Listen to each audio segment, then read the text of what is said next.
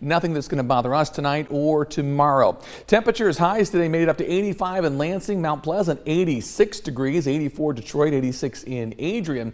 Our current temperatures, we've fallen back into the mid 70s, warmer than this same time last night, and overall going to be a milder night across mid-Michigan.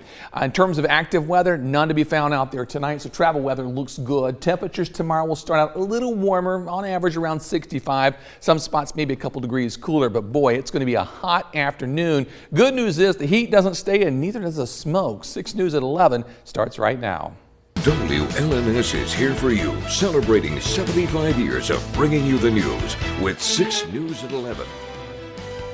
President Trump is putting new pressure on Russia to end the war in Ukraine.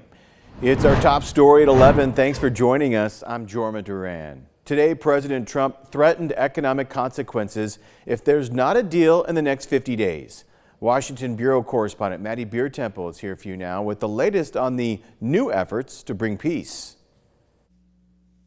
President Trump is setting a new deadline to end the war in Ukraine. He says he's giving Russia 50 days to broker peace, or the U.S. will implement severe tariffs. We want to see it end. President Trump said if there's not a deal in 50 days to end the war in Ukraine, the U.S. will put new tariffs on Russia's trading partners. And I'm disappointed in President Putin because I thought we would have had a deal 2 months ago, but it doesn't seem to get there. During an Oval Office meeting with NATO's Secretary General, the president also announced a new deal to sell NATO members U.S. weapons to give to Ukraine. Billions of dollars worth of military equipment is going to be purchased. That includes Patriot air defense systems to help Ukraine stop Russian missiles. But it will mean that Ukraine can get its hands on really massive numbers of military equipment. Russia's invasion of Ukraine started more than 3 years ago. The president says he's frustrated with the lack of progress toward peace from Russian President Vladimir Putin. And I always hang up and say, well, that was a nice phone call. And then missiles are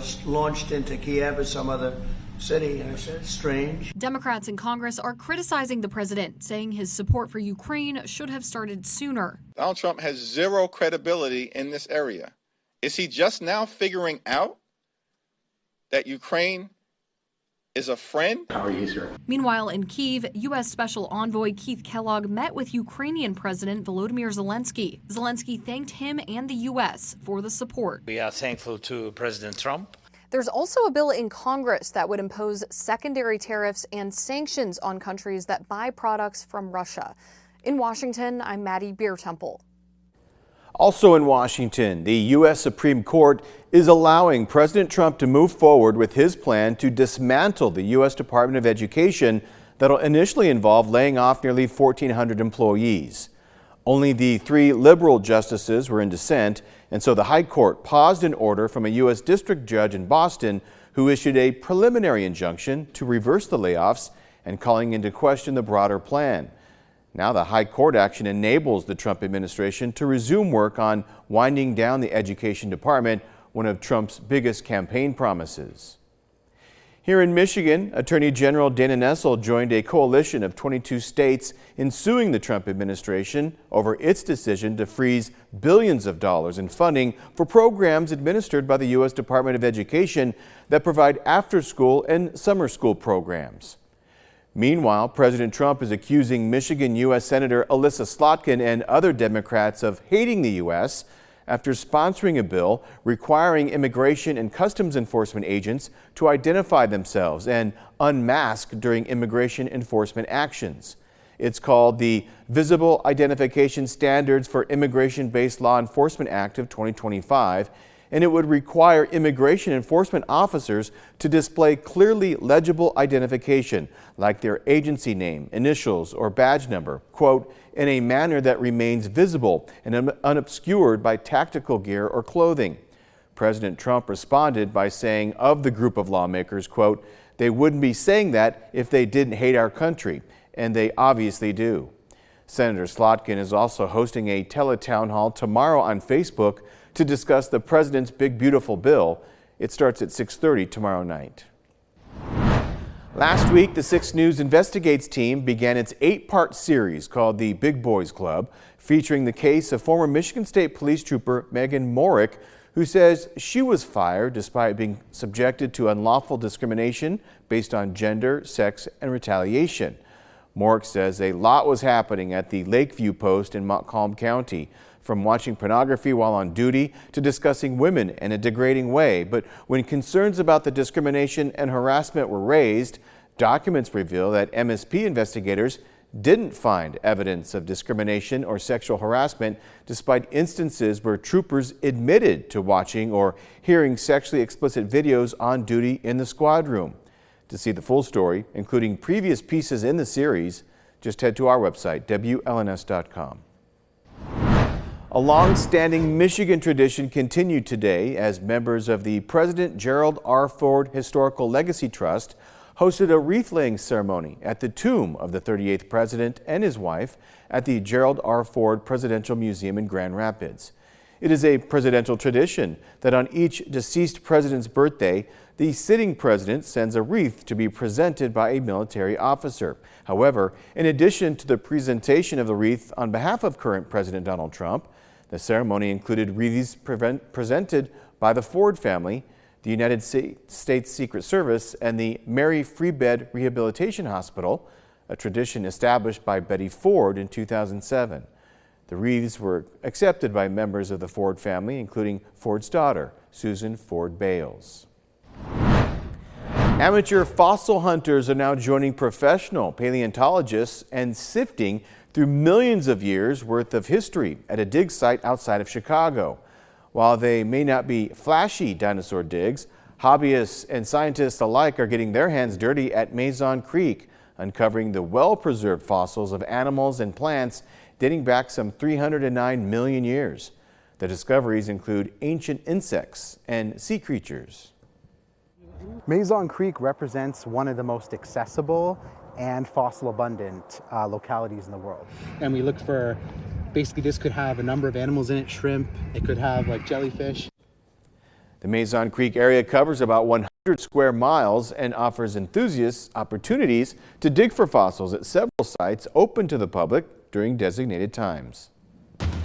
From Storm Tracker 6, this is Weather First, sponsored by Auto Owners Insurance. Simple human sense. We have yet again been invaded by wildfire smoke from Canadian wildfires, and it's going to be with us another 24 hours, then hopefully things start to improve. Here's a look at the time lapse from the Skyview Network in Grand Ledge this morning at 8 a.m. You could already see that haze in the air, and as we put this in motion, you see how it gets a little thicker, then it gets a little better, kind of back and forth as the smoke is blowing around, but it was near the surface all day long, so those in sensitive groups certainly felt that out there. Here's a look at our current conditions as far as the air quality index is concerned. And notice in mid-Michigan still some yellow and orange dots showing up, which means there still is a lot of smoke in the air. So just use caution out there tonight and through tomorrow. Precision cast smoke, tracking that in the atmosphere. Tonight through the morning hours, around 8 or 9 o'clock, still a fair amount in the atmosphere. As we progress through the day, things will start to get better by around 11 o'clock tomorrow night. Then it really starts to clear out as we head into Wednesday morning. So that's when you'll really notice a big difference. A check of the Muggy meter. We've got dew points rising as well, pretty much from Tuesday afternoon through early or mid-afternoon on Thursday is when you'll feel the humidity increasing once again as things get sticky out there. All quiet tonight, no threat of any precipitation. Quiet tomorrow morning and into the afternoon. Other than the smoke, should be a nice afternoon. It will be hot, however.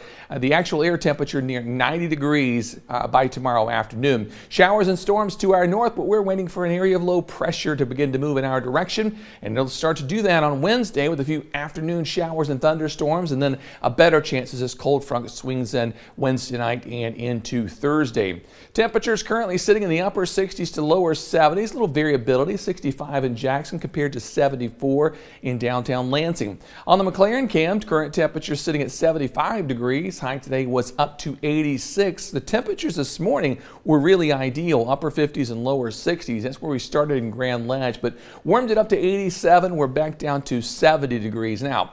Jackson cam tonight, one one of the cooler spots at 65 degrees. Morning low is down to 55, almost a brisk start. Nice this afternoon at 82. Finally in Hillsdale tonight, mostly clear skies. Temperatures down to 68 degrees after a high today of 83 and a morning low down to 60.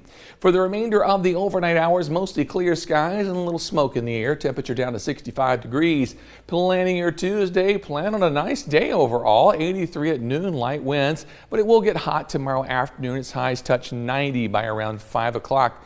The 6-day forecast as we head into Wednesday, some afternoon showers and storms. Those will linger into Thursday. Clears out Friday, Saturday, and Sunday look good. Maybe a stray storm late Sunday, but probably more so Sunday night into Monday. Highs next week, generally in the low to the mid 80s, but there's more humidity. You can see the lows next week by next Thursday near 70 again. Going to be with us all summer. I didn't notice that earlier today, so that's a bummer. Just something else to look forward to. And tomorrow is going to be super, super, super hot. Yeah, humidity doesn't get really bad until tomorrow night, so at least those don't link up. Okay, that's optimism. All right.